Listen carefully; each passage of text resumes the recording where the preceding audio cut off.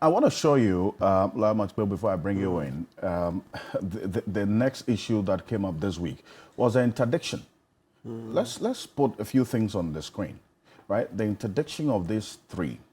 The statement extract of it is what you see there. The police interdicted Commissioner of Police George Alex Mensah, Superintendent Emmanuel Eric JB, and Superintendent George Asari in connection with the audio tape which has become a subject matter of investigation by Parliament. It continues that the interdiction is to make way, or was to make way, for the disciplinary proceedings into their conduct in line with police service regulation. This was signed by Grace Akrofi, Assistant Commissioner of Police, Director of Public Affairs. It was to make way for disciplinary proceedings. Then, in less than 24 hours, we received another statement suspending this interdiction. And the reason given is that they don't want to interfere or prejudice the processes that is ongoing by Parliament to probe this leaked audio tape. So it continues that in order not to prejudice the ongoing probe, the police administration has suspended the interdiction. Now, Kpebu, on the basis of the law, does the interdiction in any way interfere with the Parliament's process, the probe that's ongoing, especially because of the two arms, the two various institutions doing different things, and then one having the power to discipline and the other not having that power to do so? Was there any point of interference? Absolutely. A lot. I mean, and so we must commend the police administration for pulling back. That was the right thing that they did. To have pulled back. Let the parliamentary committee finish its work and then we'll take it from there. The point of interference would have been this. You see, the optics are totally bad. Totally bad. What is it? These officers who have come, at least two of them, Superintendent Asari and then COP Mensah, have made allegations against the IG. So once that was done, and you know some of the allegations are beginning to gain some traction, so it was just better that they didn't go on with the disciplinary proceedings. No need to rush. Let's go into this one, that's the parliamentary committee. Let the committee unravel everything, and then we'll take it from there. Yes, of course, the contents of the tape, you know, are very unnerving, okay, to say the least, putting it very mildly. I mean, talking about efforts to rig the elections, and you know, the whole thing started because they are not happy that the IG did a good job in the Asin North by-elections where the NDC won. I hear that's the root of everything, right? But bottom line is that yes, IG haven't done an excellent job, Yeoman's job over there. It's now turned out that, you know, when they were trying to remove him, he had to, at least by the allegations, he had to take steps to secure his job. And so the allegations of Mr. Asari and Mensah are that IG is behind the tape. And, you know, the issue of the contracts, and also I've heard subsequently the matter of IG not working well with his colleagues and the police, the management, the other directors. Even openly, you see COP Mamitiwa Adodankwa, right? Is one of the, she also has her own faction. As soon as I heard the Tiwa faction, then I said, then this thing, please, let's go into it. Yeah, it's open. It's not hidden. You can interview her. Yeah. She has issues with IG. It's out there. So many information out on social media. So they all have this issue of the management style. And so it means that we have to go into it. And the management style can only continue. That's to say that they are not happy with the management style because of the way the law is structured. So as I keep saying, what will come out of this very stronger, because we're going to ask for reforms to make the police management, the PUMA, more democratic, so that it wouldn't be one person taking all the decisions and looming large, but that the powers will be distributed, just as we've been crying that our presidents in the constitution have too much power. And Professor Entry just mentioned it earlier again this morning. So it's good. I mean, all in all, it's good riddance that this tape matter came out. It's given us an opportunity to be able to discuss issues of the Ghana police. These are things that are at the heart of our governance system, because when you have an independent police system, it's going to take us very far. So please, it's good. IG is done well, and COP, they've done well for just backtracking. It's good. Well, we understand that the police council actually met and took this decision. Okay, so it's a decision of the police council. Yeah, that's why I said it's the best. It's the best. It's good that chaired by the vice president. Yes, it's good that they didn't dig in their heels, because as I mentioned, yes, IG did a good job in Asen North, and also when he came, people he's arrested, people that ordinary, he's arrested a number of your colleagues, right? Yeah, something that was unheard of. Yeah, but as for the MP's matter, I'm not exactly in favor, especially how he treated Honorable Susu. That one, I'm not in favor of that, right? Yeah, but by and large, he's done very well. He's done very well. But, human beings, we have faults. As I said, for me, once this COP Mamitiwa, also out there saying that no, they don't agree with IG. And I was like, this thing that COP Mensa is saying, it means that it has some basis that IG is autocratic, he alone. So let's go into it. And so if the disciplinary proceedings in respect of COP Mensa and Ms. Asare were to go on, it would not be seen to be fair. And remember the optics. So in law, we say that justice not only ought to be done, but ought manifestly seen to be done. So we have to see the optics have to be good. How can somebody who has accused IG of something, all right, and which appears now to be having some basis, as other people are saying it, in terms of the management style, as for the contracts, we'll wait a bit on that, be tried in the disparate proceedings that, that chances are that the person's going to try him will be trying to do something to favor the IG. It's never that independent. I've done it. I've been in one or two of those kind of disparate proceedings. Essentially, unless you run to court, you just see that, hey, listen, if you don't run to court, your client will just be found liable. Straight. Really? Yeah, sure. Those things, no. So usually when they take you there, you look at it and you can see that defeat is staring you in the face.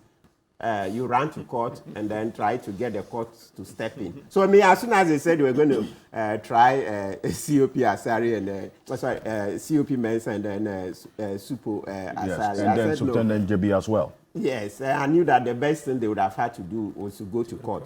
So let's commend IG for pulling back. Ghana belongs to all of us. Let's do it well. Let's just let due process take its course. Then after, we can see what else we'll do. I'm going to stay with you a bit on this, because you see, other instances have happened in the past where it depends on how it is treated. That's when we get the needed outcomes that we are all looking for. Because in other jurisdictions, when such incidents happen, it leads to progressive reforms, so that the possibility of it happening again is minimized or eliminated. But we've seen in this part of our world, where instances happen, we subject it to a lot of politicking. We lose the real essence of what has to be done, and then we go around this vicious cycle of repeating the same things and expecting different results. Take a look at COP Alex Mensah, who made another statement, and I'll come to you, lawyer, on how all of this should be treated by the committee going forward, these new revelations. Take a look. Intel suggests that what was used to tape the conversation was done by the current IGP. He sent some people to do it, and after which he went for it. So the tape from my intel is with the IGP, and he caused it to be leaked. So if this committee wants the tape, the right person to call before this committee is the Inspector General of Police.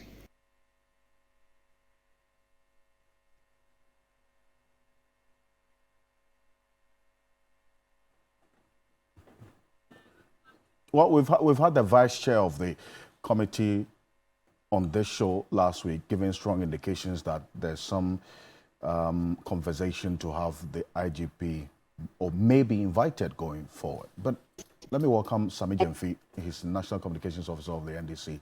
Mr. Jemfi, good morning. Welcome. Good morning. Thanks for having me. Good morning to my colleague panelists. Okay. Good. Kpebu, so these new audios and videos that have come up, which we have had the benefit of seeing, how should the committee treat this going forward? It's taken into consideration their terms of reference, and there's this suggestion of a commission of inquiry also being established because of these latest updates or videos that have come up as well. Lawyer. Okay, good. So, people have petitioned the committee, but we see that the mandate of the committee is a bit limited, right? So, two options. This is what, September, today is 9th, right? Maybe we should look at Parliament coming back. Either we can have the, what do you call it, an extraordinary session. You can call them, recall Parliament to come and expand the mandate of the committee, or set up a commission of inquiry. I'm in favor of the commission of inquiry because that one, so we are going to escalate it. When we are done and the commission comes out with its report, depending on what the white paper, so the portions that the white paper will accept, etc., from Article 278 onwards, those who have the effect of a judgment of a high court. You remember, I also West Wogon, the shameful thing that this national security did, injured our people, harmed people that they were supposed to protect, etc., right? And the roles played by Azugu, Double, and the rest, right? But you see that today, it's part of our history. We've become stronger. Eventually, that illegal band has been disbanded, okay? Yes, and so on and so forth. So I think that, yes, if we escalate it to the level of a commission of inquiry, it will be better, so that we know that, look, at the end of it, people who are found liable, there's the effect that a commission of inquiry can make a finding that you've abused your office, so you are no longer fit to hold public office. And that will be far-reaching. So that can solve a lot of the problems more than this committee. So that much I agree that the president under Article 278 should escalate this matter to a commission of inquiry, right? That will deal with a lot more of the issues. And especially as, these promotion matters these guys have raised, I've had memories in the police service. Yeah, I've had memories a lot. And so it reminds me of the Kpebu report. In 1979, we did a commission of inquiry into promotions within the Ghana Police Service. Yeah, there were similar things, these favoritisms, corruption, etc. 1979, I've just been trying to access the whole Kpebu report. Google it, you would see. We've been there before. And also even before that, there was a Ryan report. There have been other reports. So these matters within the police service, they've been happening from time to time. So if in our history, we've had a number of commissions of inquiry into the Ghana Police Service, I think this is one of the times to do it again. The last one was the Okujeto report. Yeah, the Accra Sports Stadium disaster, right? It's also made some suggestions, on how to improve policing. Before it, we had the Archer Commission, 1996. That's when some people were shot in UPSA. Is it Vida, Yebo or something, some names, some students, etc. As I said, you go to Ryan, a British police officer, ex-police officer came, Boy's report. There's a lot of history. So asking for a commission of inquiry to go into the affairs of the Ghana Police Service today will not be the first. We've done that over the decades. So that would help, right? Yes. See, let me bring in Vincent Asifo on this. There are two situations now, at least, with the latest that's come in as well. And now the committee has dealt with at least the first part of it. The chair of the committee has given indication that they have taken custody, or they've received another audio and some videos that give extensive information, even beyond what they have. How should these two instances be treated so that in the end, the nation benefits from these revelations to improve on the systems and structures that we have as a people? Well, Alfred, let me say a very good morning to you and to our cherished viewers. I think that what is happening in the Ghana Police Service is worrying, and very troubling, shameful, and to the very least, reprehensible. This is a service that has a motto, service with integrity. And for that matter, some of the things that is being churned out for the past few days is very disgraceful. I think this matter was first raised in Parliament, and after a short debate, the Speaker of Parliament set up a committee to investigate it with terms of references like ascertaining the veracity or otherwise of the leaked tape, and also to investigate the conspiracy, a supposed conspiracy against ousting the IGP. Now, the question we ask ourselves is, when witnesses, or if you like, persons appear before a committee, and Alfred, mind you, as a member of Parliament, whatever you say or whatever you do on the floor of Parliament, you are immune to prosecution or disciplinary actions. And when a committee also sits, it sits as a full-fledged Parliament. And for that matter, what happens there by members of Parliament cannot be amenable to any prosecution or disciplinary proceedings. Now, the people who appeared before the committee, like COP, Mensah, and Supi, Mensah, Masari, and Co. When I saw the interdiction letter, I asked myself, are these people qualifying, or if you like, do they qualify to also benefit from the immunity that has been granted to members of Parliament when they are in front of a committee as such? And that is how come I got a bit worried, because I knew that the people who advised the IGP to bring out such an interdiction letter didn't do a good work, because clearly these people well, that is if the decision was taken by the IGP. Well, does he have the power to do so based on the law? I think he has the power to do so. When you check Article 202, he is in charge of the administration of the police service. But not in oblivion, right?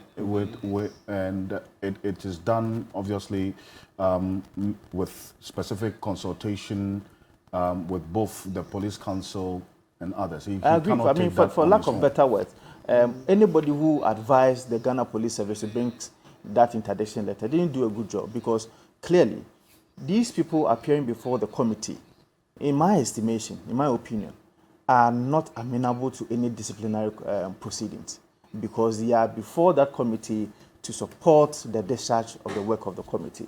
And so it came to me as a surprise to have seen that interdiction letter. I think few hours after, we saw a U-turn of the interdiction letter. Then I told myself, okay, yes, I think they are now thinking. Because clearly, the leaked tape came weeks before. The Ghana Police Service was not interested in going into the details of it. Now, you find the Ghana Police Service now saying that we want to put you through a disciplinary proceedings because of the things that you said before the committee, which I find it very worrying and troubling. Alfred, I can say that the police service is in crisis. It's in a deep mess. Well, I don't they think give reasons. The decision to suspend was because of the probe, so that after the probe, the indication is that this interdiction resumes. That's what the statement they issued communicating the suspension indicated. The Ghana Police Service has every authority per law to take anybody through any disciplinary proceedings. However, the purpose should not be what has been said before the committee. There can be a concurrent hearing. That is, the Ghana Police Service ensuring a disciplinary committee of any misconduct cited by the Ghana Police Service against any individual. Now, if the purpose or the reason is as a result of what has been said before the committee, that is where the problem is. So my point is that there could have been any concurrent proceedings or disciplinary actions against persons within the Ghana Police Service who go contrary to the law or who go contrary to the dictates of the Ghana Police Service Act, or if you like, the rules and regulations of the Ghana Police Service. However, in my estimation, there cannot be any disciplinary proceedings against any individual currently with respect to anything that has been said before the committee. And so I believe that the issue at hand is quite worrying. And I think that the Ghana Police Council should be interested in the things that is emanating from the Ghana Police as we speak. Maybe the in-camera hearing will help, so that most of the issues, as has been alleged by some of these people appearing before the committee, will be addressed, will be dealt with in a way that can save the integrity of the Ghana Police Service. Alfred, we are going into an election. The Ghana Police Service will be found at every polling station. If their integrity is dented, when you see the Ghana Police Service on your rules, whatever, and the Ghanaians are not having respect for the Ghana Police Service, is worrying for the security of the state. And I think that the Ghana Police Service Council should be interested in the issues that is emanating from the committee's sitting. Okay, so there was this concern also about the work of this particular committee. And Lawyer Martin Kpebu, just a brief one on this. Can the terms of reference of this committee be expanded to cover the issues that have come up quickly on this? Yes. Why not? Because that's why I said so. But to do so, it means that it's Parliament. So Parliament has to reconvene. Yes. But as I mentioned, people too are very worried that, look, are we not wasting resources to finish up this committee and find that the findings would not be as binding as if it were a commission of inquiry? And that's how come some of our citizens even started asking for the police disciplinary proceedings. But as you said, because of the apparent conflict of interest and all that, the internal proceedings will not be right. So it appears that the best would be to do the commission of inquiry, because let's go to Article 278 and onwards. The one that says the effect, the reports of the commission, when the government does it, if the government doesn't come out with a white paper, everything will be taken as a high court judgment, right? But if the government rejects some and accepts, the ones that are accepted would then have the force of the high court judgment, right? So let's see. And so that will be binding. So the recommendations and all that will be binding. That will be stronger. It says that, so Article 280, Clause 3 says, where a commission of inquiry makes an adverse finding against any person, the report of the commission of inquiry shall, for the purposes of this constitution, be deemed to be the judgment of the High Court, and accordingly, an appeal shall lie as of right from the finding of the commission to the Court of Appeal. You see? So then, yes, the Clause 3, the presidential white paper, it says the president shall, subject to Clause 4 of this article, cause to be published the report of a commission of inquiry together with the white paper on it within 6 months after the date of the submission of the report by the commission. All right? Yes. So the point is that this commission of inquiry will be stronger. So if the government accepts those ones, they will have that effect. And that's very, very important. They will have the effect of a judgment of a high court. Because it says that, look, 5, a finding of a commission of inquiry shall not have the effect of a judgment of the High Court as provided under Clause 2 of this article, unless 6 months have passed after the finding is made and announced to the public, or the government issues a statement in the Gazette and in the national media that it does not intend to issue a white paper on the report of the commission, whichever is the earlier. So you go on and on. So I'm looking at, as I said, let's go back to Ayawasu West War 1. What did the commission say? It says that the national security were operating an illegal police service within its precincts. Today, it's gone. We fall now learn that, look, national security don't even have the powers of an ordinary policeman. If you read the Securities and Intelligence Act. No. When they want to do some of those arrests, and they need even a warrant from the court. So when somebody says, I'm national security, he doesn't even have the powers of a policeman who can just arrest you on reasonable suspicion and all that. So you see that now we've done so much education, and so if you go about with a gota saying you are national security, it doesn't mean much. They are basically what? Gathering intelligence. Of course, their work is very important, but what I'm saying is that at a point, the national security were made to look like they were even a superior police service. So somebody will tell you that, look, me, I'm not going to Ghana Police Service, I'm even going to national security. So we all kind of understood that it's supposed to be a superior police service. Now with Fire also West Wogo and everything that's come, I see they've quietened. They are gathering intelligence. That's basically their work. Of course, we know from time to time they still do illegal arrests and arrests, but at least it's calmed down. Yeah, they still do illegal arrests. We've complained and complained. We're only hoping that they'll stop. And I just remember how the president shamefully even later promoted Kenelo Puku. It's not something we are happy about. The president shouldn't forget that he's going next year. All this will be before him. Somebody who has led people to maim citizens, etc. Then later you promote him. Now he's brigadier general. Very shameful. As for President Kufuor, the way he's turned this our constitution down. But let's continue. So, Mr. Kansi, the Commission of Inquiry will help us because, as I said, because of that effect, the way it's more biting, the way it has the force of the judgment of the High Court. And also, let me add, as Mr. Asifua, Honorable, said earlier, so he was referring to the proceedings. I didn't want to interrupt. So we are looking at Article 121. As he mentioned, if witnesses come before the committee, answers that they give, you can't use that against them. Article 121 is if clause 5. So you can't use anything they come and say they're against them. If you want, then go and gather your own independent evidence.